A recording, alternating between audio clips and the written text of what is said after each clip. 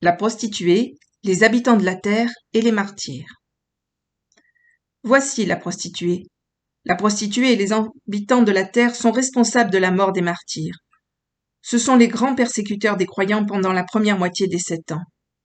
La prostituée, la mystérieuse Babylone, est décrite comme étant ivre du sang des saints.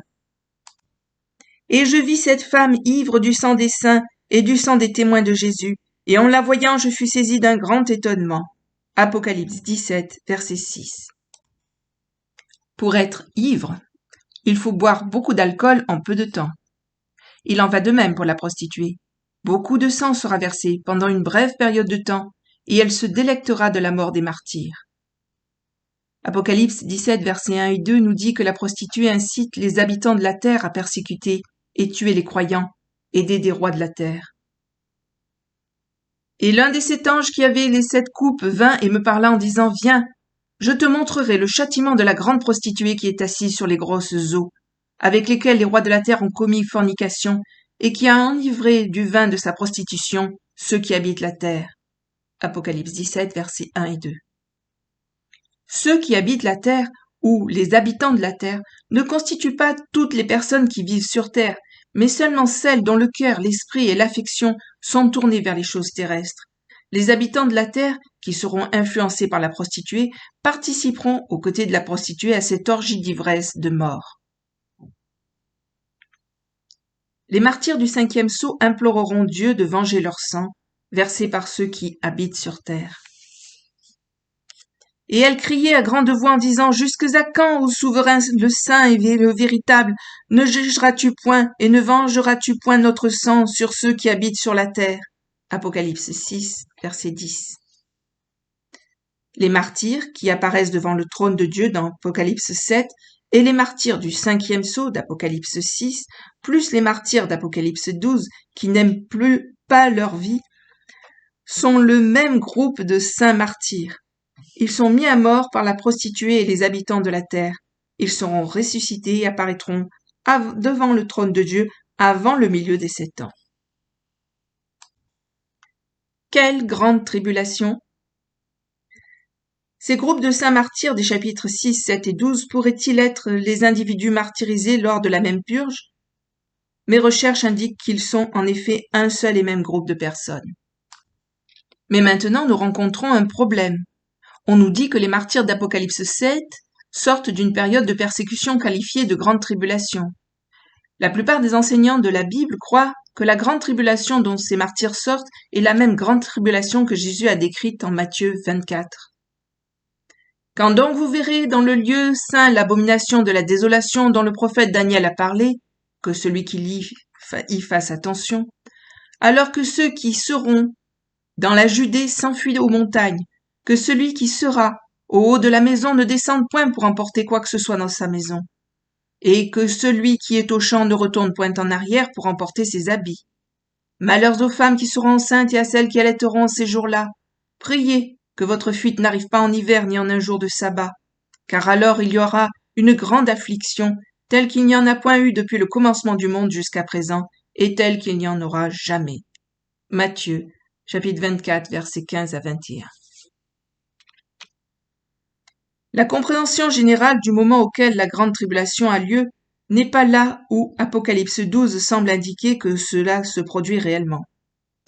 La plupart des dispensationalistes pré-tribulation croient que la grande tribulation se produit pendant la seconde moitié des 7 ans, pas pendant la première moitié comme cela semble être indiqué dans Apocalypse 12. Rappelez-vous que certains des martyrs sont déjà présents au ciel alors que la guerre éclate entre Michel et le dragon. Et nous savons que cette bataille a lieu avant le milieu des 7 ans. Mais dans Matthieu, Jésus semble nous dire que la grande tribulation prendra place après le milieu, après l'abomination de la désolation. Quelle interprétation est correcte? Un examen plus approfondi de la tribulation qui a lieu nous aidera à comprendre ce qui se passe vraiment, et au fait que la Bible fait en fait référence à au moins 2 événements différents, appelés grandes tribulations. Quand nous examinons les détails d'Apocalypse 7, nous lisons que les gens qui sont martyrisés sont les croyants de chaque tribu, langue, peuple et nation. En d'autres termes, ce sont des gentils, des non-juifs, et ils meurent pour leur foi. Après cela, je regardai, et voici, il y avait une grande foule que personne ne pouvait compter, de toute nation, de toute tribu, de tout peuple et de toute langue. Ils se tenaient devant le trône et devant l'agneau, revêtus de robes blanches et des palmes à la main. Apocalypse 7, verset 9.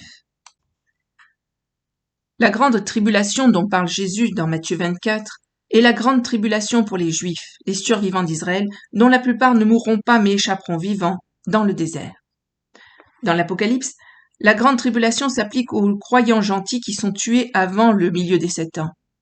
La grande tribulation de Matthieu s'applique aux survivants du peuple juif qui s'échapperont dans le désert. Chacune de ces grandes tribulations a lieu à des moments différents au cours des 7 années et concerne différents groupes de personnes. Pour les martyrs de la prostituée et des habitants de la terre, leur grande tribulation aura lieu au cours des 3 premières années et demie. Et pour Israël, la grande tribulation se produira après l'abomination de la désolation, pendant les 3 dernières années et demie. La même grande tribulation décrite par Jésus dans Matthieu est en fait aussi mentionnée dans l'Apocalypse, mais l'histoire de l'Apocalypse est racontée via des images symboliques. Dans l'Apocalypse 12, lorsque nous lisons que la femme qui a donné naissance à l'homme enfant doit fuir dans le désert pendant un temps des temps et un demi-temps, soit 1260 jours, c'est le même événement que la grande tribulation décrite par Jésus dans Matthieu 24. 10 jours de persécution.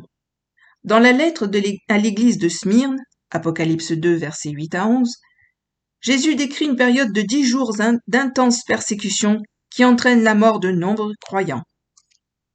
Ne craignez rien des choses que tu as à souffrir. Voici, le diable va jeter en prison quelques-uns de vous afin que vous soyez éprouvés, et vous aurez une affliction de 10 jours.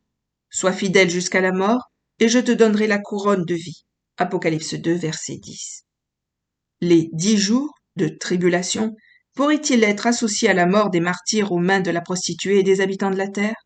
Ce passage pourrait-il faire référence aux grandes tribulations décrites dans l'Apocalypse 7? Pour le savoir, nous devons examiner les lettres aux 7 églises. Fin de la lecture. À bientôt. Merci. Au revoir.